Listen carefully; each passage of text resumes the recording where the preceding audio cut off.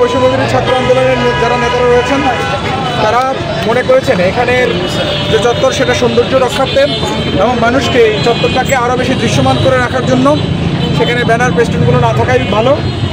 কিন্তু আমরা প্রোগ্রামের জন্য প্রচারের জন্য সেখানে পেস্টুনগুলো লাগিয়েছিলাম।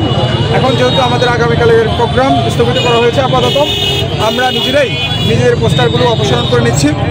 আমরা মনে করি সামনে এই রাজনৈতিক যে সৌন্দর্য সেটা বহাল থাকবে এবং আমরা এই সুন্দর রাজনৈতিক চর্চার মধ্যে দিয়েই আমরা একটি সুন্দর সমাজ গড়তে পারব সবাইকে। এবং শহর পরিচ্ছন্নতার যে একটা বিষয় আমরা যে অঙ্গীকার করেছিলাম সেই অঙ্গীকার আমরা এখন শুরু করছি এবং আমরা মনে করি আস্তে আস্তে সকল পোস্টার বা পেস্টুনগুলো রয়েছে সেগুলো আমাদের প্রোগ্রাম শেষে সেগুলো সরিয়ে ফেলা হবে ইনশাল্লাহ। ধন্যবাদ সবাই।